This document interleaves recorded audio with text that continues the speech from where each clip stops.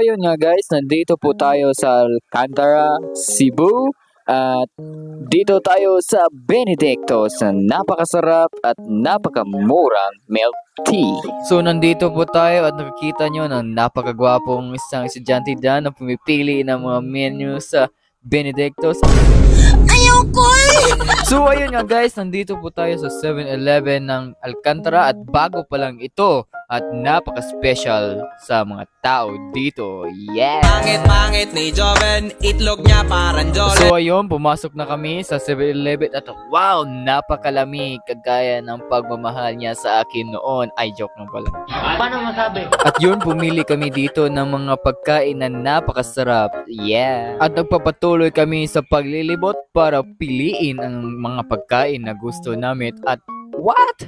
Wala na palang mga donuts dito? Hindi namin po alam. At yun na guys, nandito po kami sa mga nakagalasing na area ng mga inumin. At nandito si Renz na gustong pumili ng isang inumin. Gusto niyo daw isang vodka. This video is sponsored by Absolute Vodka. Masarap araw-arawin.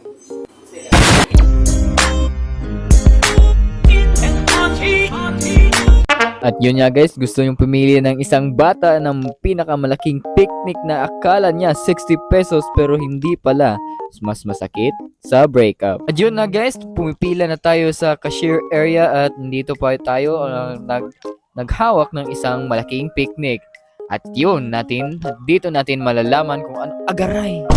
225 pesos pala, akala ko 60 pesos only. Napakasakit sa bulsa. So ayun nga guys, kumuha na ako ng mga barya at wala na po akong pera. Kita nyo yan, napakasakit talaga kapag ikaw ay nabudol sa 7-Eleven.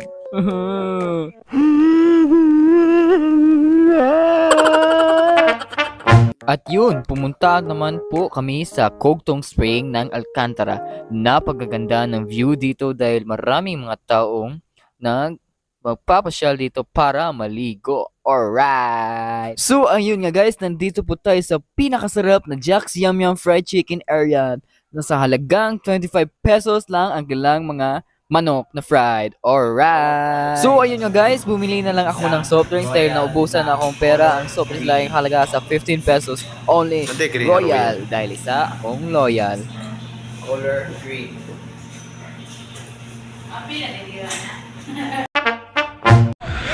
Busing! Saan tayo pupunta? Mga kabusing, nandito po tayo sa municipality na Ronda. Tara, sama ka na sa amin.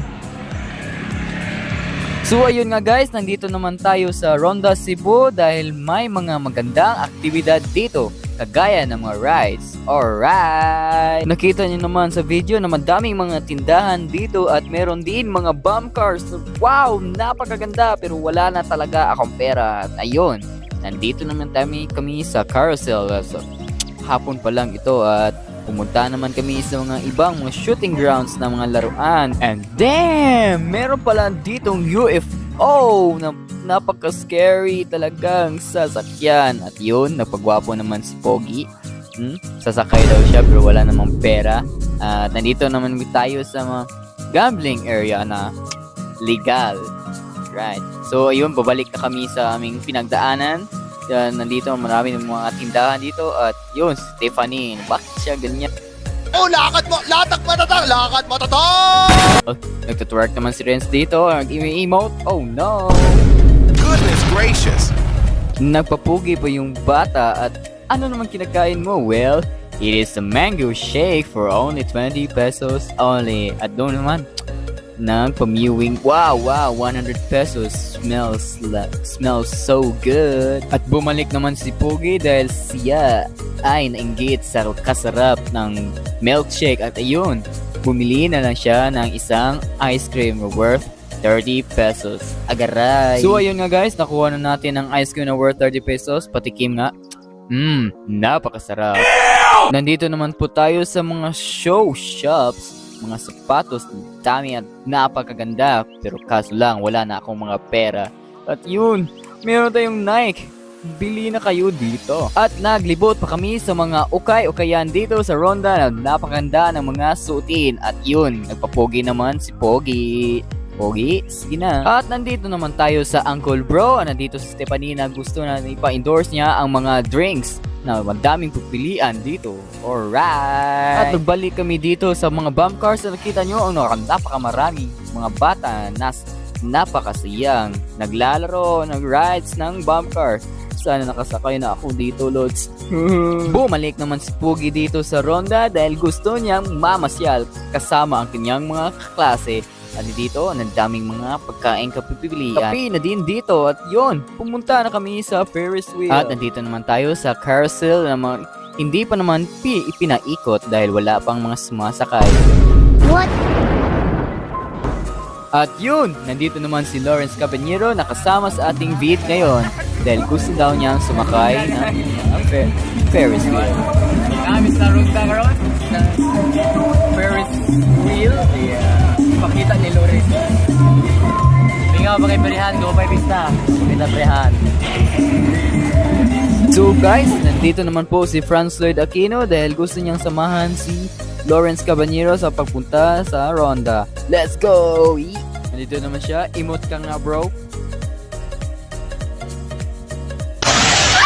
Punta tayo sa kabilang bangko dahil sapagkat wala yung nagbabantay dito. So napapasahan kami, napupunta kami ngayon sa kabilang partido. Let's go! Let's go! At yun guys, tumipat kami sa shooting grounds dahil gusto rin na maglaro dito. Wala pa yung tao. Parang kabantay. Ginsam na, magkaila. Wala! Oscar! So ayun guys, kumuha ng baril pusil para tirahin ang kalaban ng patalikod. Guys, mupusin lang. Samang-sariwan ng hamon ay walang inatasan. Pagkasampilan ng mga sugat ng mga laban kong nilampasan. At sa kabila ng mga hirap at masakit ako ay nasanay sa mundong magulot, maingay, matitira lang ang mga matibay. At doon lang nagtatapos ang kanyang pagtitira sa patalikod. At yun, pumunta naman po kami sa gambling area kasama ng aking mga kaibigan. At nagpupusta kami ng aming mga pera at yun si Franz Lloyd nag-i-emote naman dahil nanalo siya sa isang 20 pesos. At yun, ang pugi, nakita nyo naman. Alright, pumusta naman si Lawrence sa King ng 5 pesos. At yun, simusilip naman ang gwapo. Alright. Lumipat naman po kami dito sa gym ng Ronda dahil gusto naming manood ng blocking sa pageant ng Miss Ronda. Sandali. Guys, padong nami ulit, mamalapit na kapag umuwi sa aming tahanan. At yun na po ang aming travel vlog. Maraming salamat. At magandang gabi, bayan!